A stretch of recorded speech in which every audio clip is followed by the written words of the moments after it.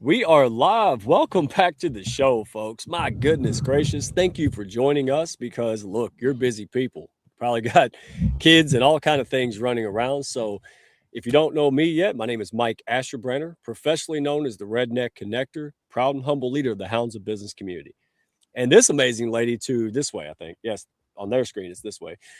April Wyatt, she is extraordinary. She has been doing so much work behind the scenes with hashtag She Wins March, along with one of our special guests today, Lachelle Atkins, America's Supermom, who hopefully doesn't get kicked out of the ball field, and so she'll be able to make it. All right, so let's get this going. I'm not. I'm going to go straight into this conversation because I have a feeling we could do 3-4 hours and no one would be tired or bored. What do you think? Yes, we definitely have a lot to talk about and so many amazing women here today. So let's get to it, Mike. Well, before we do that, we're going to give you a shout out. Speaking of amazing Oh, women, and make sure that folks understand, what you have. You have tremendous value, and I say this like a broken record, but it's okay. Because you know how people do events and then they're like, "Oh, this is great," but it's a lot of marketing. Nothing wrong with it, but when your folks leave an event, they don't stop talking about it. Right? It's constant. It's because the impact is so real. So mm. just share us a little bit because I want to. You got what 8 spots available or something, No, and I only who's have this for? 6 spots available now. So Okay, this is definitely a transformational experience. It's just not a retreat. Yes, you can go lay on the beach right there in Bali. It's in the northern shores where this resort is. Although this is about people who want to get away from the noise and really step back into themselves. So if you are an entrepreneur, if you're a professional, if you're somebody who's just has a lot going on in your life and you feel that you've lost that essence to yourself, for sure this retreat might be speaking to you. Anybody who is curious about travel, you need to get to Bali, right? So you yeah, have to be adventurous and also curious about other people and culture because we like to go off property and go on a waterfall tour and experience some of the local culture. So if that sounds inviting and you can see yourself there in Bali, you're already halfway there. So DM me, take a picture of that little QR code down there and get more information. We're going to have a live call actually this Friday, 3 p.m. Pacific Standard Time, 6 p.m. Eastern, and we're going to talk about what we have in store for you and what our why is and why this is a different experience from anything else, and also highlight on the right side there, her name is Crystal Angwin, and she is actually from Australia, and oh she's going neat. to be one of our new support team, and she definitely adds a different flavor to this retreat. So please tune in or watch the replay. I'm here for anybody who's curious. Yes, ma'am. And this couldn't come at a better time. We're going to be talking about a whole lot of great stuff. Regulate first, lead second. And a lot of these ladies, I mean, we have families, right? They juggle so much. And so this is a really good time for these ladies to reconnect, go back, plug in, recharge, and they make a lot of great contacts, friendships, business things happen. So thank you. That's what I want to make sure because if anybody needs it, it's a career woman with a family and a 50 other balls juggling in the air. So thank you for doing that. Right. And then real quick, uh, folks, this is panel three. Okay. Panel three, week three live stream celebrating professional and amazing women. So we have a Zoom celebration. Hey, hosted by the one and only, you'll see her in a minute, folks. Lachelle Atkins, America's Supermom. She is putting this on. April, you have been such an instrumental part of this, representing the Hounds, putting this together. It's phenomenal. All are welcome. So, 2 steps here, very simple. Share it with somebody who could benefit. This is not an infomercial, no bait and switch here. This is value, right? We're going to have lots of fun. We're going to have lots of connections, but it's all about the right room. That's what this is, folks. So, share this, show up, register. You'll be blessed by it. Come as yourself, leave as your better self, leave with some connections, right? Leave with some goodies. And we're going to have some massive giveaways too. So, right room, all right, you got to be present to get it.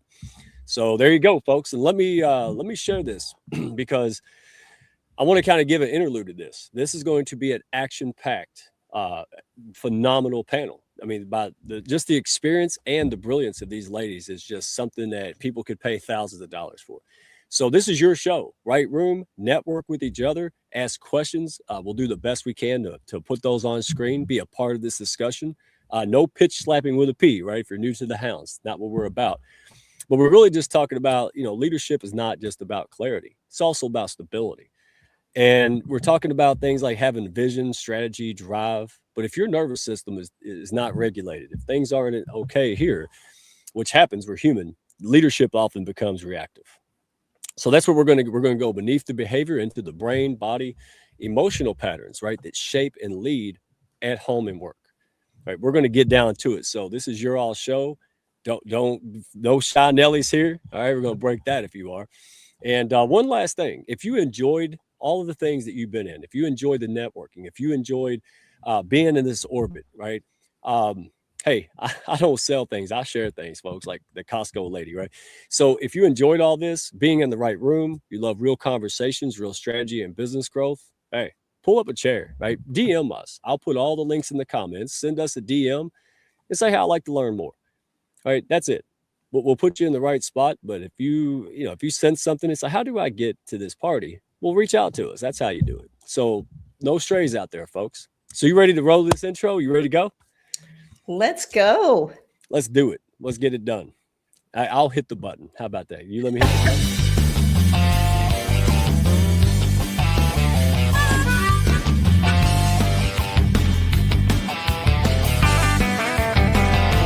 Are you looking to grow your network and your net worth with other high-level, heart-centered professionals? Then grab a seat and your favorite beverage and join Mike Asherbranner, the Redneck Connector. It's time for the Hounds of Business Community Happy Hour.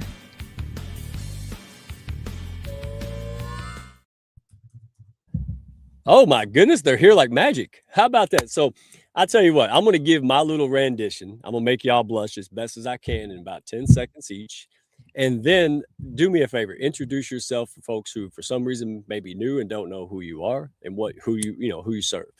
So let's start. I'm going to pick on this lady. Come on, Supermom. You already knew I was coming after you. Huh? Can you hear me? Uh-oh. Supermom, can you hear me? She's still hitting buttons, so she's just smart. She knows it. All right, let's go to Dr. Rowe. I met Rowe. Dr. Rowe, how are you today?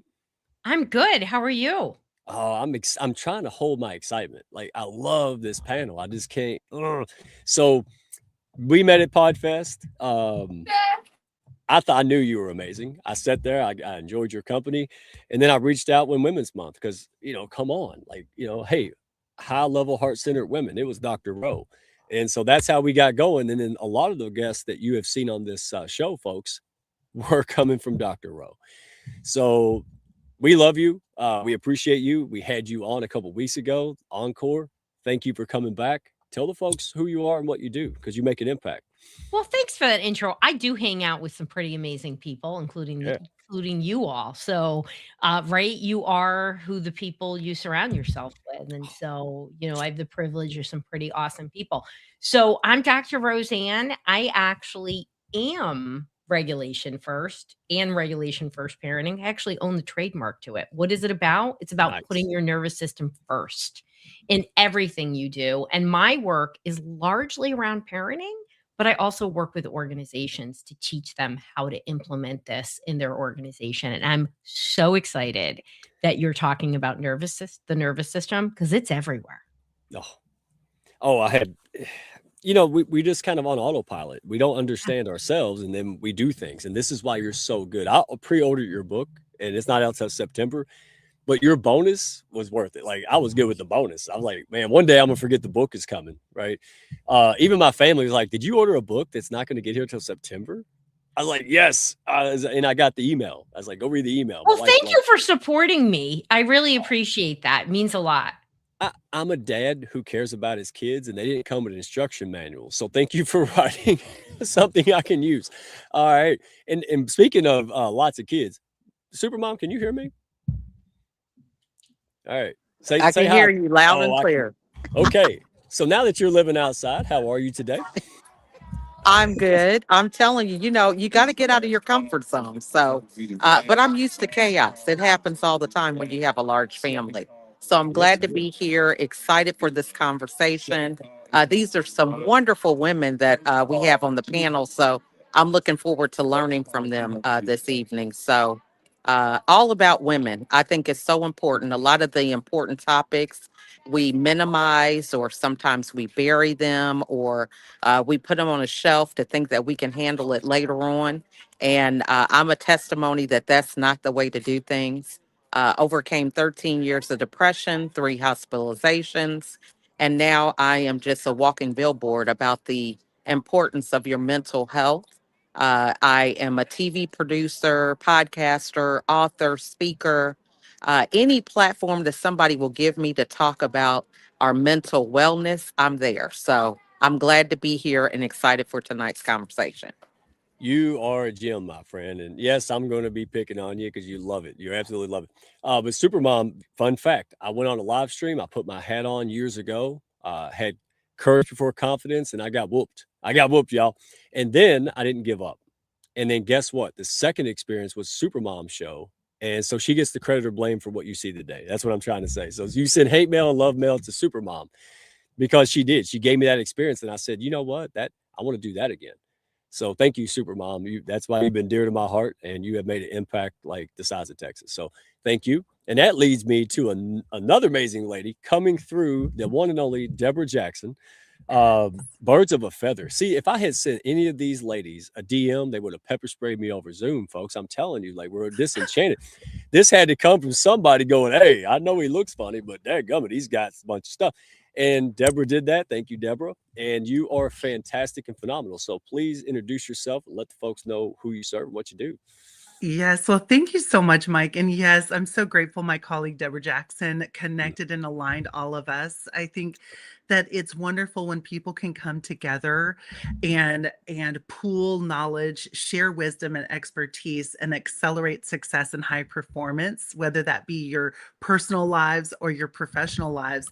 This is a good thing. So it says a lot to those of you who've come on to this show live that you're open and willing and receptive to have access to what we're about to share tonight because it matters to you. I'm a mom of 8 and a wife of 1, and I thought that was a lot until I met Supermom here tonight. I thought that Number that was 2. abundant, and 3 grandchildren as well. I've been an entrepreneur most of my life, pretty much since I was in Pampers. Owned my own companies, wrote several best-selling books. My passion is people and finding ways to add value and contribute through the messages that were meant for the many, not just the chosen few. And I'm grateful to be able to align with products and innovations that make a difference and impact people. Their health is their wealth, and they will trade their wealth for their health. So I'm very passionate about that, as well as providing insight for folks that supports their professional development so that they can experience the life they imagined sooner versus never. Absolutely. And you are number 2. And that's not, usually you win with the 8 kids, but look, Supermom's got the Atlanta Falcons in her house. 15 is a football team, right, gentlemen? There's gentlemen in the audience supporting you ladies. We get to do that in June, maybe. Don't tell nobody. So I'll tell you what, I'm gonna throw it out there. I want to cover the foundations, and we're gonna start with the lady who literally wrote the book and the trademark. We're gonna start with Roe. All right. And chime in if you like to chime in, but I'm gonna ask all of you, Dr. Rowe, here's the first question. What does nervous system dysregulation actually look like in real life? Like not clinically, but practically. Yeah. Well, even though we're hearing so much about nervous system dysregulation, emotional dysregulation, these aren't clinical diagnoses. Really, what it is in the real world is you're either over or under reacting to things maybe you shouldn't be. And so it's when we start to feel maybe petty annoyance, more than we should, or we're bubbling up and getting irritated, or we're having a hard time sleeping, or we're zoning out. Those are signs of understimulation, the zone outside, and then overstimulation, the irritation, the agitation sign. And really, they're just clues that we need to regulate ourselves and it's not as hard as we think it is. Oh, I don't know what she's talking about. I've never done that. Right? Look, watch the comments go to 55. Like, come on. Look, Supermom's like, really? I've known you for years. So, ladies, pop in, chime into that, or from your own, because you all bring a different perspective, right? So Definitely. it's not right or wrong. That's why I chose you, ladies, because you Yeah. come from a different angle. Supermom, you have really, I love your story because it's the realest. 13 years of depression, Mhm. down, and then to pull yourself. I know what that means. I've done it, right? A lot of Mhm. folks have done it. And a lot of folks want to do it, more importantly, right? And a lot of Mhm. inspiration. A lot of people are going to take steps from this talk. So there's your question. It's same one, but what does nervous system dysregulation look like? The practical, right? Well, Not just clinical. and I'm glad you bring this up because, for me, I feel like I was functionally depressed. So I was the person that was still getting out of bed. I thought depression was somebody who stays in bed and doesn't want to do anything. However, the anxiety, the stress, overwhelm, burning the candle at both ends, not getting any sleep, I had all of those symptoms that really were living in survival mode. So the fact that I was accomplishing things while being in that state, really, I think is what kept me there for 13 years.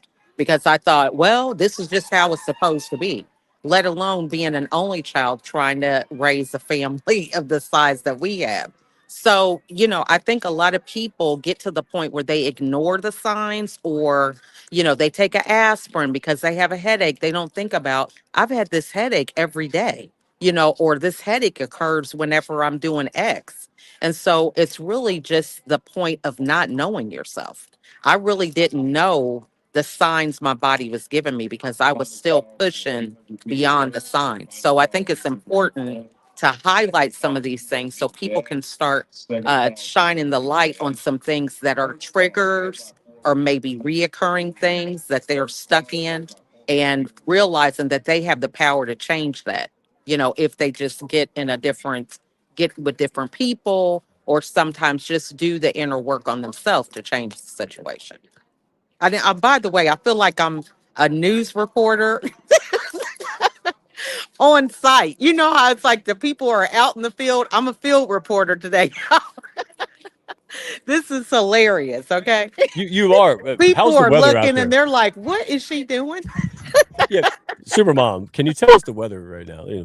All right, so you are phenomenal, and I wish Back to April you, would Mike. host. I wish April would host because I want to be a part of this discussion. So, uh, well, Grace, anything to chime in with that and your own, experience? Sure. Oh my goodness. I just love that. I'm feeling like I'm coming in from the field. That's Supermom, funny. that is hilarious. Uh yeah, I think what I've discovered is that it's regular to be irregular.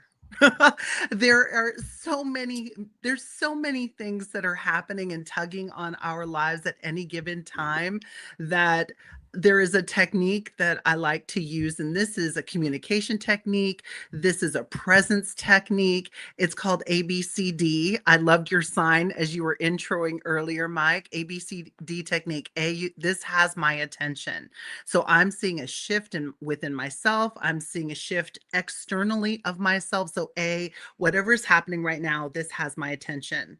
Now, and even if you do this, you'll be able to remember it. You'll be able to lock in this concept. Attention. B, breathe. Sometimes when there's a lot happening within us or externally, we don't take full deep breaths, or we hold our breath and kind of clinch. So B, breathe. C, count 1001, 1002, 1003 in any given situation. And then D, I get to determine how I'm going to respond to this circumstance or situation. How am I going to respond to this person? How am I going to respond to this inner thought? So this is a quick reflection strategy that I've used with myself, with my children, and I've even taught this to colleagues, because sometimes we, as Supermom was saying, we functioning in depression, or sometimes it's a sweeping under the rug, or I'll get to this later, or I just don't have time to give this any attention. And it takes away from the gift that we are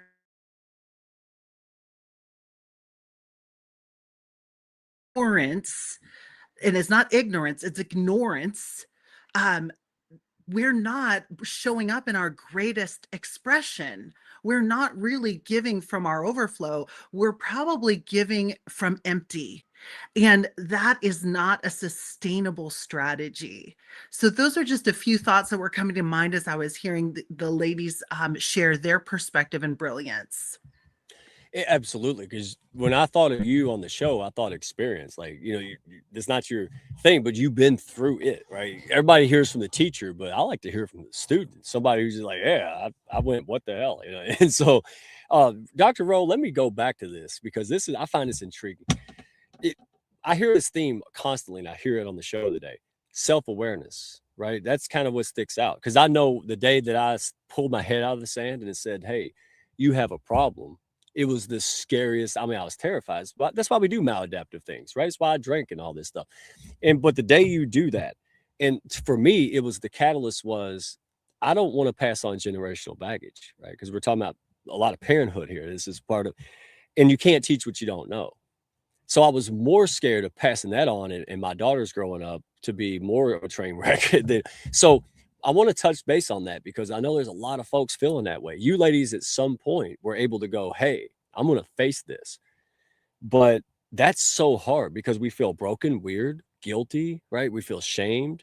Like, well, if I open this up, then, people are going to think I'm terrible. And, right. So can you address that? Because there's a lot of people that, no matter how good your playbook is, no matter how, they're just, can you speak to that at all?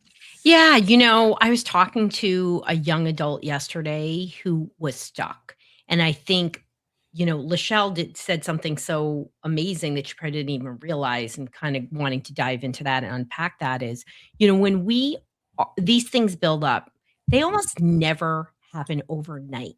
They just start happening. You start feeling muscle tension. You start avoiding things. You start having from one glass of wine to 6 glasses of wine at night. You binge watch all weekend next Netflix. You don't take care of your internal garden. And once you realize, oh my gosh, I'm depressed, I'm anxious, I'm this, whatever it is, it feels like a summit. It feels like you have to get to the summit of a mountain. And I think what we in America do, probably more than anybody, is we think, right? I actually have a magic wand in my desk. We think that there is a magic wand. So most people think, well, if I'm not actually at the top of the mountain, I'm a failure. And we have to unpack, we have to be different. We have to say, I'm taking that micro step. The power is actually in the little moments that teach your nervous system to be calm, to regulate. It doesn't just turn on. You can't take a pill. These are things that we do that create capacity. I talk about the nervous system as, a cup. And so, you have a stress cup and little things go in it all day and fill up, but you can actually add things back in. And so by teaching our kids this, by practicing this and showing the people around us that we practice, we can really counter when people struggle. Because, when you're talking about, Lachelle will share her story and what it was, but a busy life, having kids, all these things just piled in there. It wasn't like somebody, she got robbed and then all of a sudden she was depressed, or there wasn't a single thing. It was everyday life activating your nervous system, and she wasn't taking care of her garden. And the moral of this story is little things you do make a huge difference one way or the other. So why don't we take micro moments and build that regulation to relieve some of the stress that is really crippling our society? Okay, I want these ladies to chime in, but I have to get this in. Go Yeah. ahead. I Please. love that analogy about the summit because, I was an only child. I was a high achiever, and I was raised with the attention and accolades around honor roll and gifted classes and all these things. So then being a mom and not getting that feedback and that recognition, I just didn't know my identity. And I think a lot of times as women, we feel like we're supposed to have all the answers, and then we don't know how to ask for help.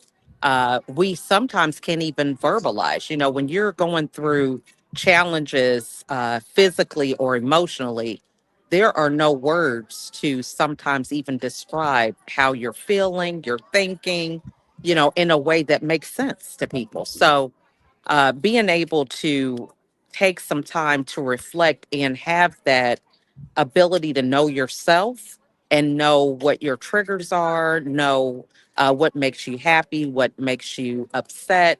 These things are very important, and taking that time to be intentional. I love what she said about the micro moments because, no one is going to tell you to do these things. You have to make time to do them for yourself. And so finding the right people that you can connect with. And for me, when I got back home from my last hospitalization, it started with just simply deciding that I wanted to be happy.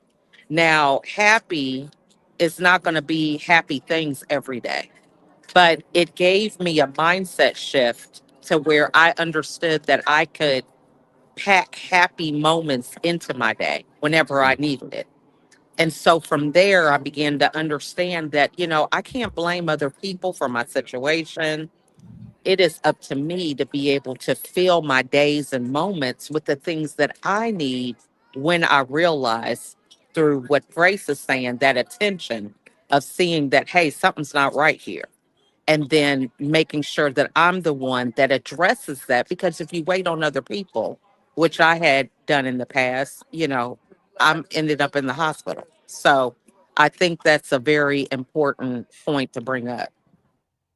Holy mackerel! Well, before I tune in, and real quick, for me, it was like I get a paper cut and complain for 3 hours, and then I saw Russ Hedge, right, overcome, the stage 4 and all of this, and I'm like, okay, if you're grumpy and he's not, it's a choice. It is a skill. You can learn how to overcome it. Is it easy? No, it sucks. But what sucks is staying in this state. You don't have to stay here, right? The hard work, yeah, it's going to lead better. So, Grace, Yes, I value, everything that has been shared thus far. I think the micro can become macro, as you were sharing earlier, and how one of the techniques that I apply and I've been teaching for years and doing my best to model is a technique of self-coaching. And that's where I'm asking myself quality questions that support me to extract um, higher level thinking. Um, bring out the best expression of myself. So I ask myself who, what, when, where, and how questions on a regular basis. I also ask myself distinction questions. Distinctions accelerate decisions. So I look at the opposite and I ask myself often, okay, we use this as an example from Supermom, does is this giving me life? Is this giving me energy? Is this making me happy? And if not, what would make me happy? What would bring me joy? How do I prefer to feel on a daily basis? What kind of example do I want to be for my children and future generations? Is this hindering or helping?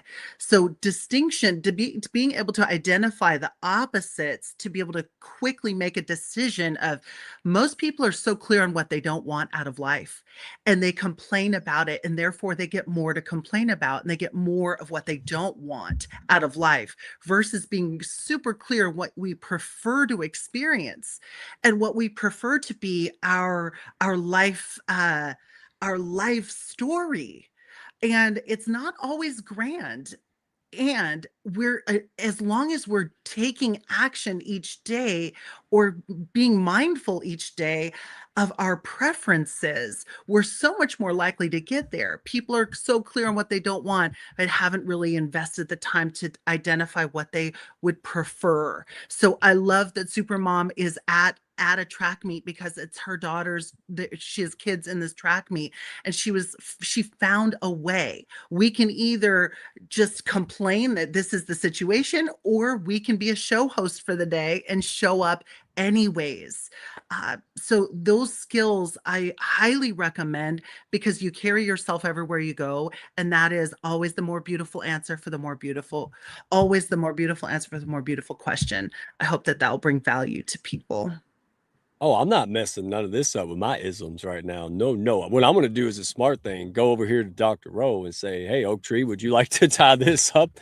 Because I Yeah, imagine you I mean, probably, I yeah. think there's so many pearls in here, and you know, we are talking. We brought in a very heavy topic of depression, and what is depression? It's the nervous system shutting down, and so thinking is not what they want to do. Feeling is not what they want to do.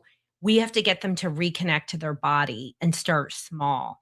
And when you are stuck in any way, shape, or form, you have to start as small as possible. And that's where those little actions, as Grace so beautifully said, can turn into macro actions. And I just want to really encourage people, like, pick one healthy habit if you're having a hard time and literally do it every day for 30 days. It will add up, and when you're feeling very overwhelmed, which 48% of parents in America are feeling overwhelmed, and 41% feel that they're so overwhelmed that they're immobilized, that means you're depressed, you're anxious, and these are clinical issues. So starting small is where you need to start. And I just don't want to ignore the overwhelm. But all of these are beautiful things. And we can tell, you know, what Grace is really saying is, you know, about our mind and what we choose. And we really do have a lot of power in our mind. And we could tell ourselves good things and our brain will believe it, or we can tell ourselves bad things and things that aren't true, and it's going to believe that. And that's really powerful. And it's a little micro action that, you know, every single person can do, right? But I also want to say, we women, as Grace said, I mean, as Lachelle said, we are the CEOs of our families, and we run, we don't walk, and we are prone to burning out. And so don't neglect yourself, and you don't have to, like, yes, I go for a massage every other week. Yes, I go and do all these things. It's the micro things. So, like, don't say I don't have time for that. You have 10 minutes. You could hide in the garage and do some breath work. Or you can get your kids to do it with you, and you could have crunchy granola kids like I do. But devote that time to yourself, because I have to say, I know that when my child was in a mental health and medical crisis, I ignored myself and I knew better. And now that just doesn't happen. It doesn't matter how busy I am. I carve out time to reset my nervous system, and it's no big deal. It's easy stuff. You know, I wanted Oh, to add to that too, because during the pandemic, I had 7 kids that were e-learning at the time.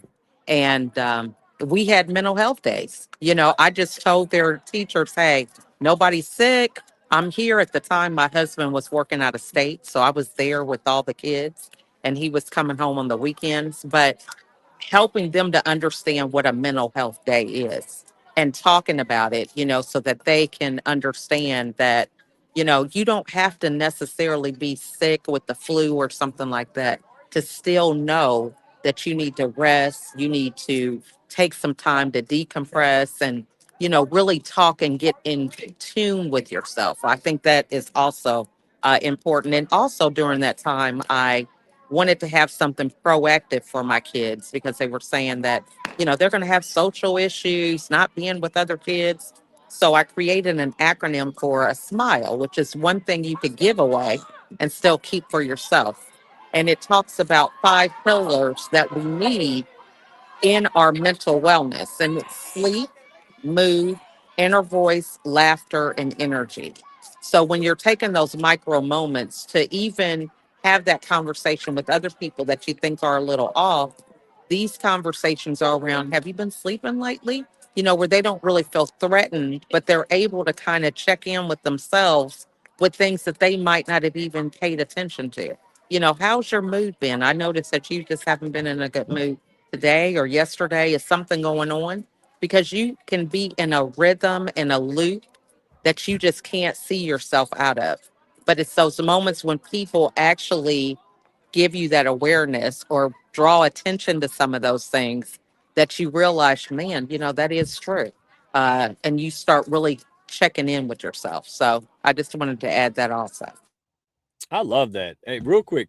First of all, Supermom, tell everybody to be quiet and that you're on an interview. Can you do that for me? Go do that. Tell everybody to stop having fun. And number two, I know. 50%. Put them in line, okay? Yeah, there you go. I am the field reporter today, okay? Well, I'm being much easier. Last time she was at like shopping at Christmas time. Well, I gave her hell in a handbasket on that one.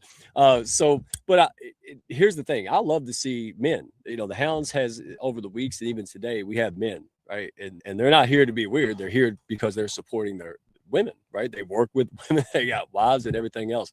So one thing that I noticed by being enlightened by these panels is a lot of times women are just going to go, right? Like sense of urgency, sense of duty. I got to get the kid out. I've got to get it done. And we got to sit back and go, okay, either we can grumble about that, right? Like, why didn't you get it done? Or, hey, honey, I got this. It won't, I promise you. I don't want to do dishes either. I don't want to have to do the kid thing. But you know what? I'd rather have a happy wife and I can do it once in a while. And that's so support each other. If you see that in her, go do that. All right. And don't do it for something. I'm talking to the guys. Y'all like, don't do it for like, oh, I owe you one. Just do it. And that was it. Hey, honey, you done a lot this week. Why don't you go hang out a little bit? I'll take the kiddos off your hands. Didn't even ask. I just took them out. I come back and you thought she was on the beach, right? On the couches. But that's what I mean. And so thank you guys for showing up, because I love this and pass it on. So I tell you what, since we already mentioned parenting, and I'm going to throw this out there, and you can even modify this because y'all are just on fire, right? So how does reactive parenting, because there's a lot of people, a lot of kids, a lot of business, a lot of stuff. How does reactive parenting mirror reactive leadership, or does it? We'll start with Dr. Rowe. We'll pick on her. I'll go. Yeah. I mean, they're a lot more alike than we think, right? So whenever somebody's reactive, we know that they're in their autonomic nervous system that manages our stress response is in a sympathetic dominant state. It means they're activated. So we're in the highest levels of activated, we go into fight, flight, freeze, or fawn. So when we react in I always call it a viperish way, a cobra kind of way, it means they're dysregulated. So whether you're in parenting or you're in leadership, you're going to have either power struggles, right, with a kid or another employee. You can have disengagement. I mean, who's been at a job where you had a highly reactive boss and stays? And it creates a culture where people really struggle because you're always afraid of setting that person off. And the same thing is said with parenting. And when it comes to parenting, we're teaching our kids to react in that same way, right? They have to mirror what we are doing, whether we like it or not. And that doesn't. And I always say, never should be perfect parenting. You should be 80% awesome, and then the 20% of the time, you have to repair. You have to be like, well, that was silly. I shouldn't have done that. Sometimes it is an apology, but they're much more alike than we realize. Oh my gosh. Like the other day I said, my oldest just turned 13. And so she found potty words. And I'm like, I don't like this. And my wife is looking at me like, potty words. And so now I'm like, okay, as much as I love potty words, I better get rid of it because I don't like it, right? But I can't sit here. I won't be hypocritical. I won't say, you don't do it. And then I'm just going to cuss like a sailor. So don't have kids unless you want to grow. Because, I mean, honestly, honestly, if it was just me, I'd probably just be who knows where. But it is important to me and a lot of folks I want to level it up for me now. It started with the kids. Now it's for me because I deserve it too, right?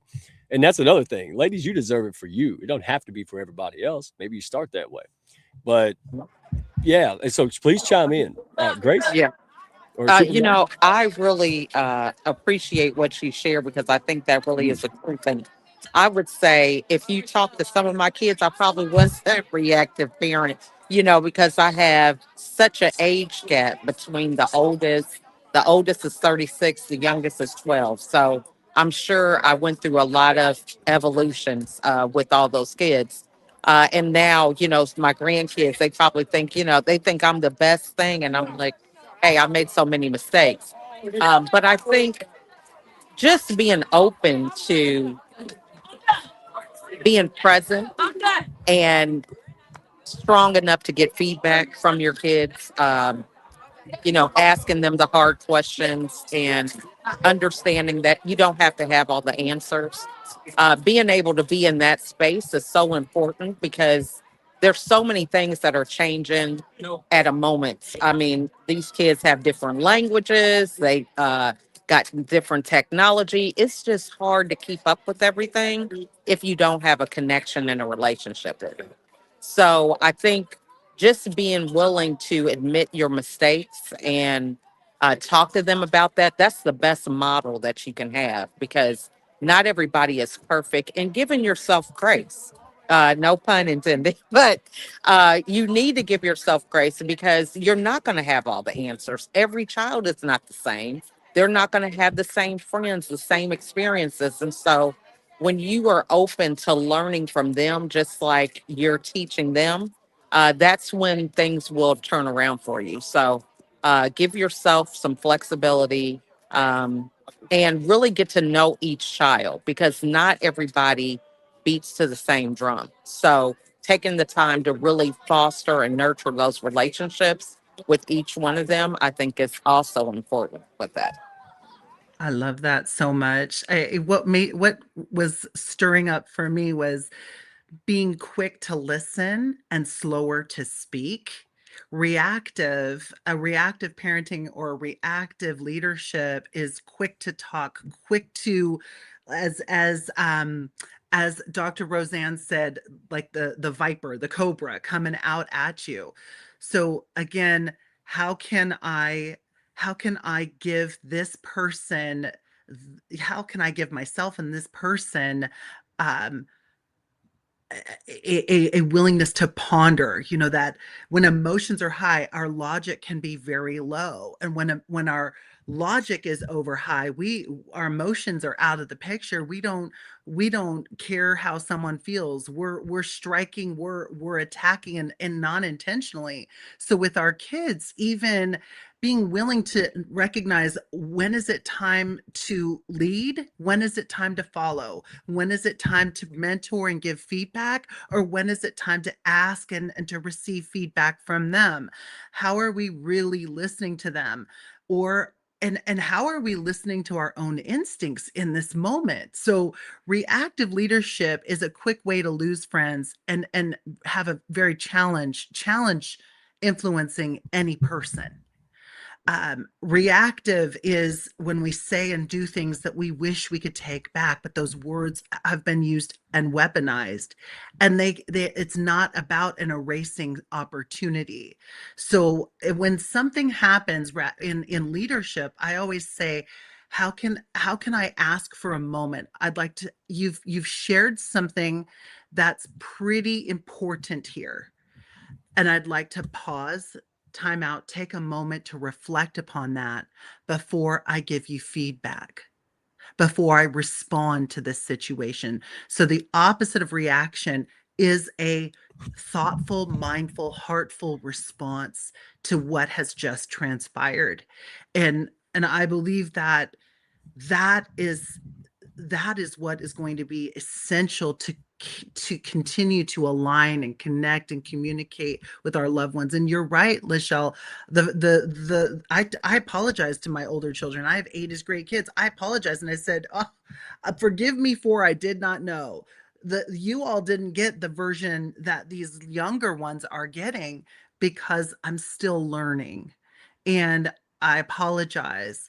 And at the same time, I'm hoping to continue to be able to improve in the way that I am showing up as a mother and as a career woman. Oh, that whole pause and let me reflect or wait. I thought at first, I was like, well, that's weird, but it's not, because what you just said, I have experienced. If you react and strike and all of that, it causes more problems. I've never seen it cause better problems. It never took problems away, right, Roseanne? Very few. Like in respond versus react. When I catch the same fish over and over again, he's reacting. The fish brain's like that big. I was acting like a fish for most of my life, I'll be honest.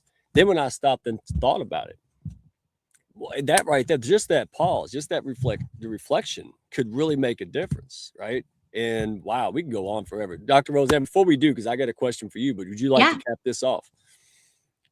Oh, I have this book coming out, and I'm just in the back smiling so much because a big concept in my book is something called the love pause. And it's about giving yourself 3 minutes, 3 seconds. That's it. You just need 3 seconds. It's a long time. And, you can use that time to reset yourself. You can use that time to lean in and show connection to others. We don't always have, like you all said it. I mean, you don't always have to have the answers, whether it's a colleague or, you can just be there and be present, which I think is really almost feels like a special thing in this world where we're It does. having devices and we're on Zoom and so I think that I love that so much. And don't think it's not as powerful as it is, because it is. I want to add to that too, because I think, when we don't take that time to pause, we react out of routine and habit. When you pause, then you're able to decide that you want to do something different. Just those 3 seconds. So I think that's important too, because as a mom and as you get into routines of doing things a certain way, you can just respond the way you've always responded. And as you continue to unlearn things, it's important for you to be mindful of where these things are that you need to unlearn. So when you take that time to pause, you can decide, what, I normally do this and I'm going to do this now, and it feels uncomfortable. A lot of times we can react quickly because it's familiar, but what's familiar may not be the best reaction. So I just wanted to add that also. I am And learning so much right here. No, real quick, I'm learning tons. Like I always have respect, but I couldn't relate to a lot. It's like when I respected my wife, but when I went to in the delivery room, whoa, I was like, wow, that's a lot more respect. I feel that way with this because the interactions, hearing you all ladies be so open, because one thing resounds the most, you care. So a lot of times with me and men and other men, we take that, oh, why she did, because it's not aggression. It's yeah, I need, it's that whole overwhelm. It's we take it that way, but it's not that way. It's because you care. Because if you didn't care, you just leave or something. Right? So I want people to know that. Like, don't look at that and go, oh, why is she grumpy? Like, hey, what can I do to support her? She's grumpy because he's helping you, and I can't find my socks. She's looking for the socks on top of 16 other tasks on top of her work and her business. You're right. Like, and I love that because it's not really a gender thing, it's people thing, but we are different, right? In a lot of ways. So I just had to chime in and say that because I am learning so much. I just run in the house and be a better guy. Like, thank you. But go ahead, Grace. I was just gonna to align with what Lachelle as well as Dr. Roseanne had mentioned. I was thinking about how when we with a love pause, well, we can also ask a love question, meaning this is a question that's coming from curiosity, because usually when sometimes what's happening is we're reacting and they're striking and we want to strike back, that people become accustomed to the striking versus we can interrupt a pattern with a curious love question in the moment that maybe we don't have an opportunity to pause in this moment and that they want to just hash it out in right now. So I encourage you to ask that curious, loving question that is in the moment with the person that we're with, and ask, maybe it's, please, can you give me a little more clarity around that? Or can you give me a specific instance where that took place? Or, paint me a picture of what you're seeing versus it. And that's where I was coming from, is I wanted to make sure that yes, there's times there we call for a pause, but then there could be times where rather than when we feel the urge to strike, we transition into a loving question. That would be my feedback. Bravo. All right, because I'm gonna keep y'all till midnight, and I don't think you got time for that. I know Ro doesn't have no time. She's like, nope, you lucky you get 8 o'clock, boy. I told you 8. So let's see. Let's go to Dr. Roseanne. What's the biggest misunderstanding leaders have about emotional regulation? I think when we hear the words emotions, right? First of all, leaders are afraid of the word emotions, and feel like there's going to be a lot of big feelings coming out. But I think when we talk about emotional regulation or dysregulation, we're starting to learn, and that's why this conversation is so important, that it starts with the nervous system. And even if you're at work and you have employees that are prone to emotional dysregulation, please know that, yes, we're adults, but this is happening at maybe a level that's they're not aware. And so when you see these behaviors showing up, this is why we need more nervous system regulation at work and teaching it, because it is creating conflict, because we are moving to a very dysregulated society. Adults, kids, there's no distinguishing anymore. And yes, this is a very American issue, but it is affecting people across the globe. And for sure, what we want to do is always create spaces, especially like I loved Grace's idea about curious questions and loving questions, because we do have reactivity places and people do have conflict. I mean, people talk to me about this all the time. When people are heightened, it is not a great time to have conversation, because the nervous system is not going to allow rational thought. Once you're ridiculously activated, fight, flight, or freeze, your frontal lobes, your decision making brain goes offline. But I think what leaders need to know about emotional regulation is it's the epidemic of our society, the dysregulation component of it. But there's more that we can do to help create regulated workplaces. I only smile because I thought about, me and my wife been together 24 years, and we'll still occasionally, like two gorillas, just go at it. Like we know better, but we're human beings. Like our brains just change, the midbrain and Mike, stuff. why are you not just doing what she says? That's the problem. See, that's the problem. When I quit doing it and go all, Donkey Kong, then there you go. Um, but let I'm me ask, just kidding. But my husband always says, yes, yes, honey, whatever you say. right? Well, in a lot of things, I've learned that it doesn't matter. Like there was a comedian, not to get in the weeds, but a comedian talked about it, and he talked about how disagreeable he was. And just listening to that comedy show, I sat back, I said, you have been a little gargamelish in the last couple of weeks, right? Because she was like, let's go out to eat, but she would be this high pitched voice, and I'm like, so I just said yeah, and she almost defended, like she was like, well, what did you say? Yes, I'm like, yeah, why not? It blew everybody's brain. They're like, oh, daddy was gonna, say no and all this stuff. And I was like, sure, let's go. And I put a smile on my face. They're like, okay, is dad on something? Like, but you know what? I actually enjoyed it.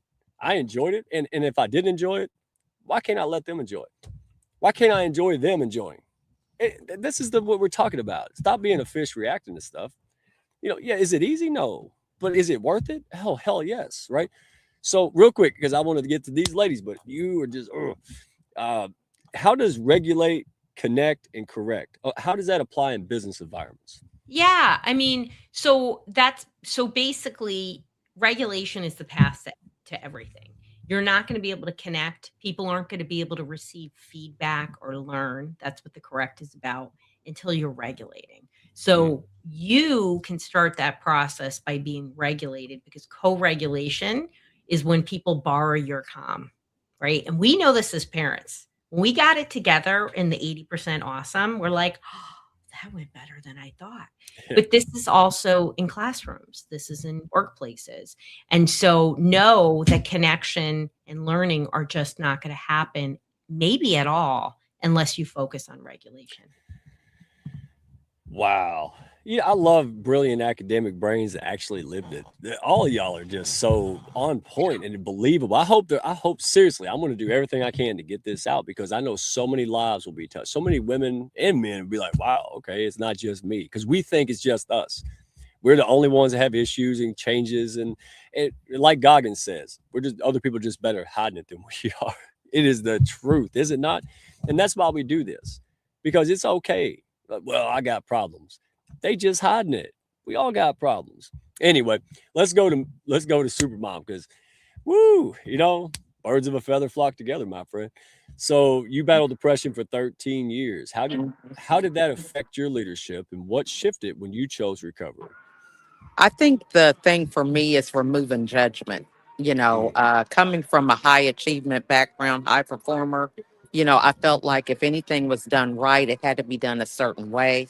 I was very particular about things following a rubric or a blueprint and things of that nature. So when I learned to give myself grace and also understand that the things in my head were not always true, because I would think things and believe things about people and maybe what their response was going to be. And I never even asked them their own opinion, because I was in this negative thinking. And so I think when you are challenging your thoughts with facts, that's a good thing to kind of start beginning to do because, I was really my own bully.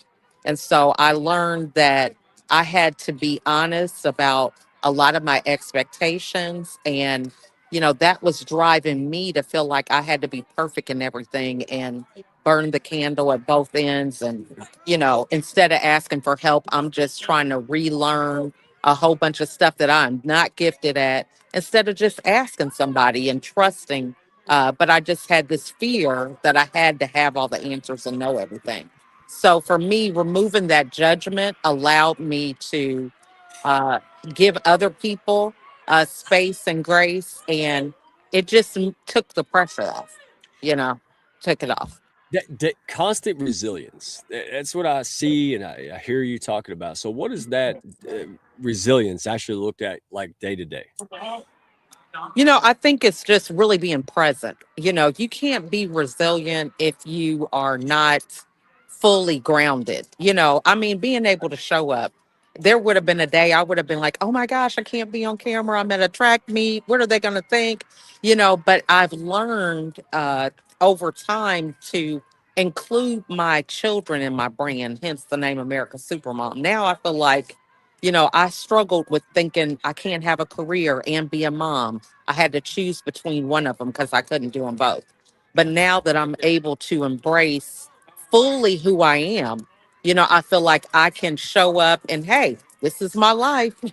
My kids are here with me. So I think that allows me to be resilient because I don't feel like I have to be a certain place, be a certain way in a certain place. I can be me everywhere I go. Okay, look, I'm Roseanne, uh, Dr. Rowe, ladies. I just got an idea. I want to translate the brilliant, eloquent things you say into redneck speak. That would be so. Here's what I heard Supermom say. Supermom says, "Stop giving a shit about stuff that doesn't matter anyway." This would be a fun show. Like, let the ladies talk. We'll push pause and then see what the redneck can translate. Right? Well, I guarantee you, we'll have 50 million rednecks watching this. It'll hit a lot of people. So I love that. So let's go to Grace because again, Dr. Rose said we ain't staying till midnight. We'll come back. So Grace, this is one special made for you, my friend. How does faith anchor emotional steadiness in chaotic moments? What role does that? Well, yeah, I mean, belief, faith, and certainty. It's interesting that um, I believe that every thought that we project and every statement that we make is a prayer.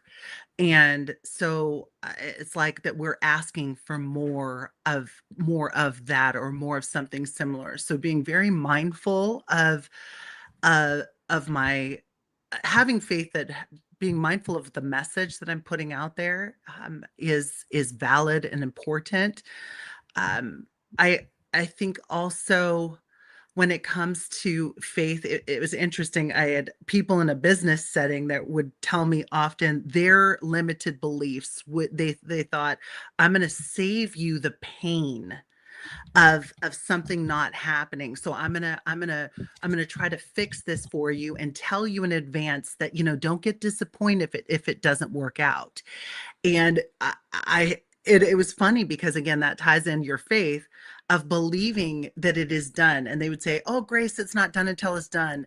You know, it's not done until the contract is signed. And I said, oh, yes, it is done. It's signed in my mind. It's actually signed in my shower every morning. That contract is done. And when the contract became done, they were all hip, hip, hooray, and cheering and excited. And I was like walking in with this certainty and faith, knowing that it was, if it was meant to be, it would happen. And it's not on my timing, it's on his timing. And that, you know, I'm going through things to be able to learn those lessons, to be able to transfer that experience and knowledge that, you know what, it's not the roadblock that's before us that matters. It is our willingness to work through that roadblock, our faith that we can overcome any circumstance or situation. That is the key, my friends. So having that certainty every day, and having the faith that, you know what, I'm not going to do it perfect, but doing it is more than not doing it at all. You know, perfection is a quick way to sabotage our success and our gifts. It's a very accelerated strategy and weapon working against us. So I know that was several thoughts in one big question, and I feel like, gosh, that Oh, could have been hours, Mike. That could have been no, hours of no, topic. no. I'm sitting here going, you have no idea. Like, you know, we're not getting into the me hour or nothing, but it, I, you're absolutely right. I mean, Dr. Rowe, ladies, and I'll close up with this one. I'm going to go very stoic again, but here's what happened. You know, I was going through something very similar, anchored by faith, but I hated it. Everything just stinks. I was like, this is the end. Oh my God, you know, all this catastrophizing. It was a serious business. And then something in my head said, you've been through this before. Think back to the stuff that was so catastrophic and life ending, right? That you now look back and have gratitude for. That you wouldn't be here with who you have. And I said, you know what? I'm going to anchor. And then something after that recently happened that validated it. So I was like, I'm not full of crap. Like that's the truth. So the question that I have, and I love what you said, because when I heard the theme, why wait 10 years to have that aha moment? What can I do, not to force, but what can I do to compress that time frame? Like, you know, like find the lesson. And that's what I did. I said, I don't need to wait 4 years to go, oh, I'm grateful. Let me figure that out sooner. And that takes faith, intention, learning, growing. And that's why we're doing this. You ladies are absolutely all heart and brilliance. And I love you all to death. So, so much that I want to keep you, but nah, I can't do it. So let me throw it this way. We're going to pick on Dr. Rowe again, since she loves that. She's a leader. All right. So give one practical tool that somebody can use this week to regulate before reacting. A lot of people out there may not know. So tell them, show them, whatever you want to do, go for it. Yeah, well, you know, we talked about my love pause. So just give yourself grace, give other people grace, and pause for 3 seconds. And in that 3 seconds, you can do nothing. You can just sit there, you can breathe, or you could use a technique. But it's really an amazing tool that you shouldn't underestimate. Okay. Speaking of tools and books and resources, you do not, if you get shy, the hounds get mad. You saw that Yeah. last time. Tell them where to Yes. go, what you got. So you can find me everywhere in drroseanne.com. You can find my Top 1% podcast, which has 2.5 million downloads. They're called Dysregulated Kids, and my book, The Dysregulated Kid. You can find information there too. Do it. Even the bonus blew me away. And your newsletter today, I forwarded it straight to my wife. I was like, download this, print it. Oh, So thank you. That means so much. it does, because I had to weed through 900 emails that I did not ask for and did not want. But thank goodness there's one I did. Thank you. So let's go on to Grace. Grace, wait a minute. Wait. Whoa. Supermom? Did they take you away, or are you in your own car? Is that She's true? in the car. Supermom's I'm in the car. car, That's fine. but yeah, go Okay. ahead. Go to I didn't know Grace. if you got removed for doing the weather report at the park.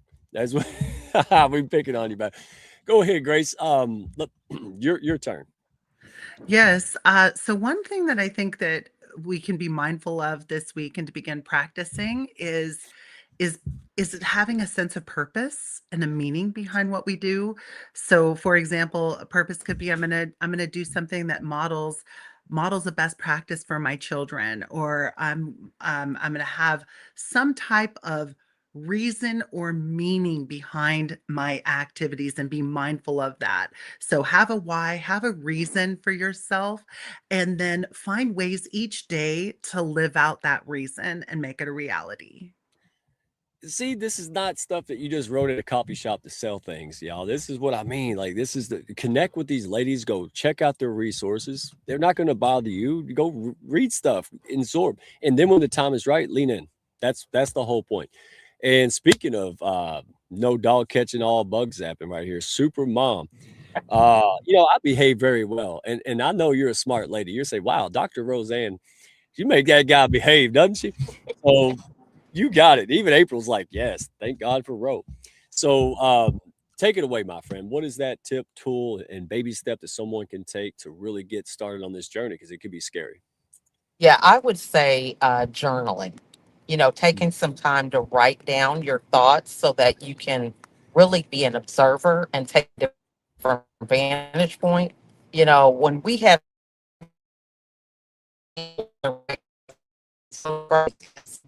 speaking from experience. So when you're able to put those thoughts on paper and really look at them, it allows you the opportunity to, again, decide how you want to show up, what you want to look like in the lives of the people that you're around. And so this will allow you to do those things in baby steps in a way that you feel that you can handle transition with some of those things. So getting some paper and simply writing out those thoughts.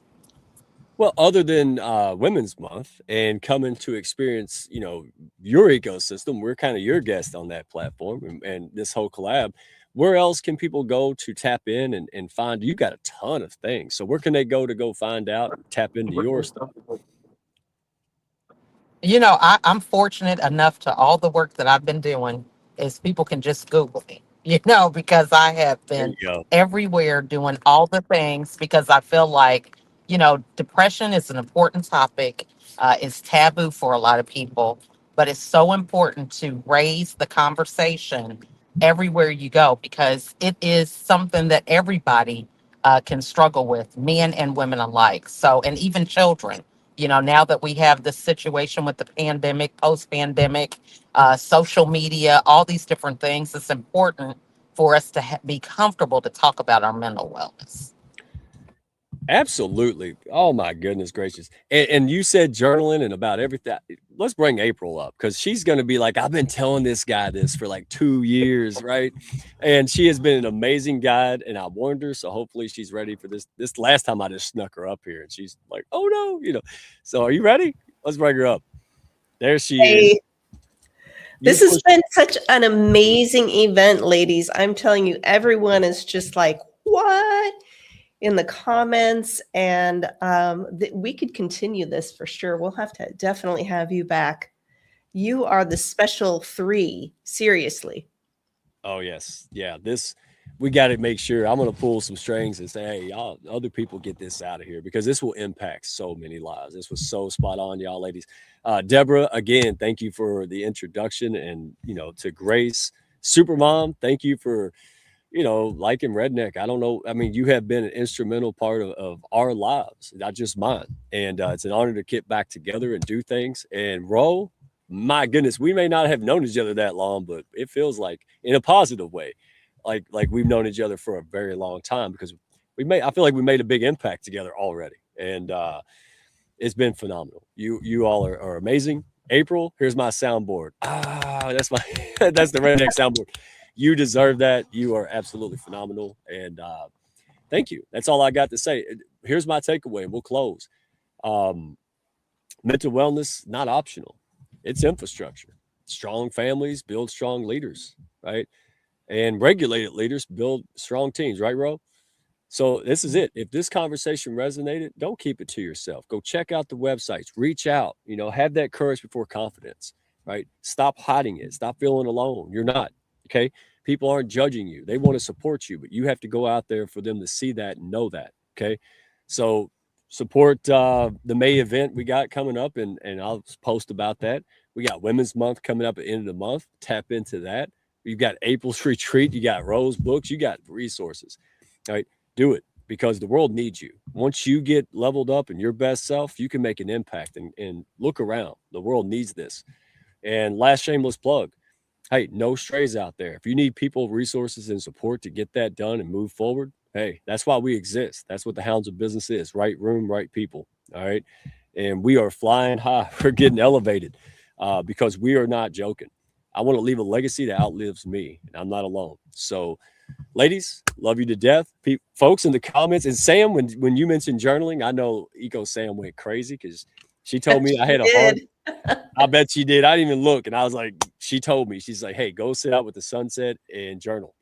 And I'm like, yeah, I'm like Ice-T now. Remember Ice-T used to be gangster in the 80s, but now he's hanging out. He was hanging out with Betty White, drinking tea. That's me. I can't have street cred anymore. But you know what? I'm joking.